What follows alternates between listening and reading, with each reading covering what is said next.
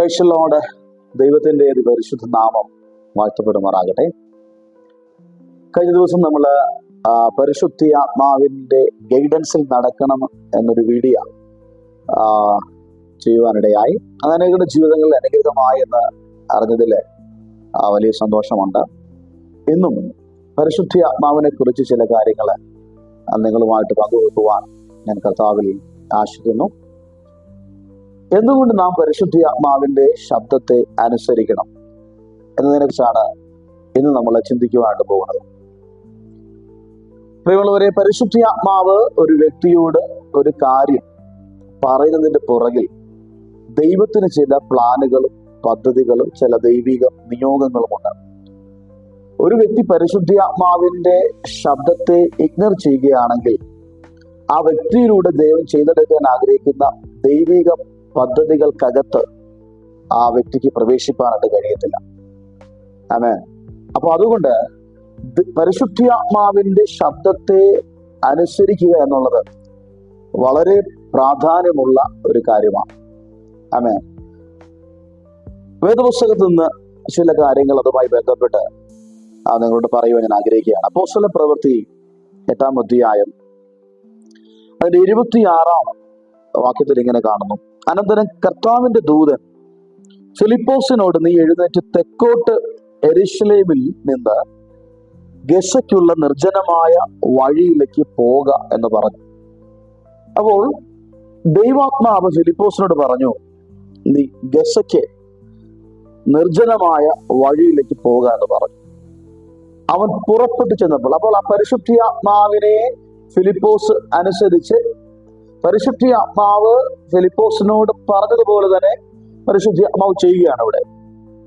അവിടെ ചെന്നപ്പോൾ കന്ദക്യ എന്ന എത്യോപ്യ രാജ്ഞിയുടെ ഒരു ഷണ്ഡനും മഹാനും അവളുടെ സകല ഭണ്ഡാരത്തിനും മേൽവിചാരകനുമായ ഒരു എത്യോപ്യനെ കണ്ടു.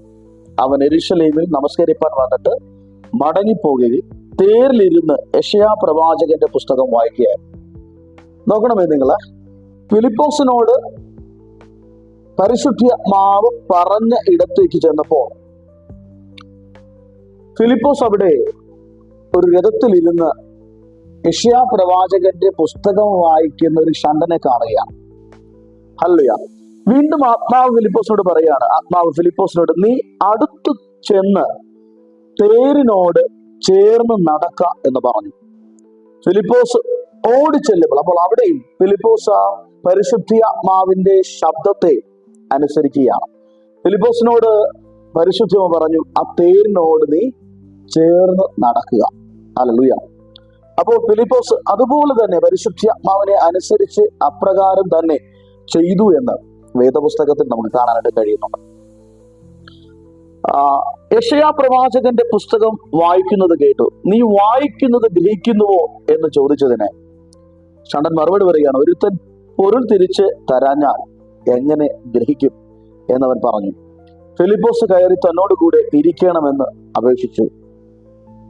തിരുവെഴുത്തിൽ അവൻ വായിച്ച ഭാഗം എല്ലാം അവിടെ നമുക്ക് നോക്കുമ്പോൾ അതാരെക്കുറിച്ച് പറഞ്ഞിരിക്കുന്നു, എന്താണ് യെശയ്യാ പ്രവാചകന്റെ പുസ്തകം പറയുന്നത്, ഇതെല്ലാം ഫിലിപ്പോസ് ആ ഷണ്ഡന് വിശദീകരിച്ചു കൊടുത്തു എന്ന് ആ ഭാഗങ്ങളിൽ നമുക്ക് കാണുവാനായിട്ട് കഴിയുന്നുണ്ട്. ഹല്ലേലൂയ. ഫിലിപ്പോസിനോട് ഷണ്ഡൻ ചോദിക്കുകയാണ് ഫിലിപ്പോസിനോട്, ഇത് പ്രവാചകൻ ആരെക്കുറിച്ചാണ് പറയുന്നത് എന്ന് പറഞ്ഞു തരണമെന്ന് അപേക്ഷിച്ചു. ഫിലിപ്പോസ് ഈ തിരുവെഴുത്ത് ആധാരമാക്കി അവരോട് യേശുവിനെ കുറിച്ചുള്ള സുവിശേഷം അറിയിച്ചു തുടങ്ങി എന്ന് അവിടെ കാണാൻ കഴിയുന്നുണ്ട്. അപ്പോൾ ഷണ്ഡൻ വ്യക്തമായി യേശുവിനെ കുറിച്ചുള്ള സുവിശേഷം ഫിലിപ്പോസിലൂടെ കേൾക്കുവാനിടയെ. നിങ്ങൾ ശ്രദ്ധിക്കണമേ, ഒരു ഉദ്ദേശമില്ലാതെ അല്ല ഫിലിപ്പോസിനോട് ഇന്ന പ്രദേശത്തേക്ക് നീ പോകാം, തേരിനോട് നീ ചേർന്ന് നടക്കാം എന്ന് ആത്മാവ് ഫിലിപ്പോസിനോട് പറഞ്ഞു. പ്രിയമുള്ളവരെ, എപ്പോഴും നിങ്ങൾ ശ്രദ്ധിക്കേണ്ട ഒരു കാര്യം, പരിശുദ്ധാത്മാവ് നിങ്ങളോട് എന്തെങ്കിലും ചെയ്യാൻ പറഞ്ഞാൽ അതിനെ അതുപോലെ തന്നെ അനുസരിക്കുക. കാരണം അതിൻ്റെ പുറകിൽ ചില ദൈവിക ഉദ്ദേശങ്ങളുണ്ട്, ചില ദൈവിക പദ്ധതികളുണ്ട്, നിങ്ങളിലൂടെ ചെയ്തെടുക്കേണ്ട ചില ദൈവിക പദ്ധതികൾ ഉണ്ട്. അതുകൊണ്ട് ആ പരിശുദ്ധാത്മാവിന്റെ ശബ്ദത്തെ ഒരിക്കലും നിങ്ങൾ ഇഗ്നർ ചെയ്യരുത്. പിന്നെ ഇവിടെ നോക്കുമ്പോൾ നമുക്ക് കാണാൻ കഴിയുന്നു, ഈ സുവിശേഷം കേട്ട് കഴിഞ്ഞപ്പോൾ ഷണ്ടൻ ഫിലിപ്പോസിനോട് പറയുക, പ്രൈസലോട്, വെള്ളമുള്ളൊരു സ്ഥലത്ത് എത്തിയപ്പോൾ ഷണ്ടൻ, ഇതാ വെള്ളം, ഞാൻ സ്നാനമേൽക്കുന്നതിന് എന്ത് വിരോധം എന്ന് പറഞ്ഞു. അതിന് ഫിലിപ്പോസ്, നീ പൂർണ്ണ ഹൃദയത്തോടെ വിശ്വസിക്കുന്നെങ്കിൽ ആകാം എന്ന് പറഞ്ഞു. യേശു ക്രിസ്തു ദൈവപുത്രൻ എന്ന് ഞാൻ വിശ്വസിക്കുന്നു എന്നവൻ ഉത്തരം പറഞ്ഞു. അങ്ങനെ അവൻ തേർ നിർത്തുവാൻ കൽപ്പിച്ചു. ഫിലിപ്പോസും ഷണ്ടനും ഇരുവരും വെള്ളത്തിലിറങ്ങി. അവൻ അവനെ സ്നാനം കഴിപ്പിച്ചു. നോക്കണമേ, ഒറ്റ ദൈവശബ്ദം, ഒറ്റ പരിശുദ്ധാത്മാവിന്റെ ശബ്ദം ഒരു മനുഷ്യൻ കർത്താവിനെ അറിയുവാൻ, അവൻ കർത്താവിന്റെ കൽപ്പന അനുസരിച്ച് യേശുവിനെ സ്വീകരിച്ച് ജീവിപ്പാൻ ഇടയാക്കി. അമ്മേൻ, ഇന്ന് തൽക്കാലം ഈ സന്ദേശം കേൾക്കുന്ന നിങ്ങൾ ഓരോരുത്തരുണ്ടായി പരിശുദ്ധാത്മാവിന് പറയാനുള്ളത്, പരിശുദ്ധാത്മാവിന്റെ ശബ്ദത്തെ നിങ്ങൾ ഒരിക്കലും ഇഗ്നർ ചെയ്യരുത്. പരിശുദ്ധാത്മാവ് ഒരു കാര്യം നിങ്ങളോട് ചെയ്യുവാൻ പറഞ്ഞാൽ മറുത്തു നിൽക്കാതെ, മറുത്തു പറയാതെ, ഹല്ലേലൂയ, അതിനെ അനുസരിക്കുവാൻ ഈ ദിവസങ്ങൾ നിങ്ങൾ തയ്യാറാകുക. അവിടെ ദൈവം നിങ്ങളെക്കുറിച്ച് ഉദ്ദേശിക്കുന്ന ദൈവിക പദ്ധതികൾ അതിന്റെ പുറകിൽ നിങ്ങൾക്ക് കാണാൻ കഴിയും. അതുകൊണ്ട് ഇന്ന് ഈ സമയത്ത് ആത്മാവ് നിങ്ങളോട് പറയുകയാണ്, പരിശുദ്ധാത്മാവിന്റെ ശബ്ദത്തെ അനുസരിക്കുവാൻ നിങ്ങൾ തയ്യാറാകുക. അവിടെയാണ് വലിയ ദൈവപ്രവൃത്തികൾ സംഭവിക്കുന്നത്. God bless you.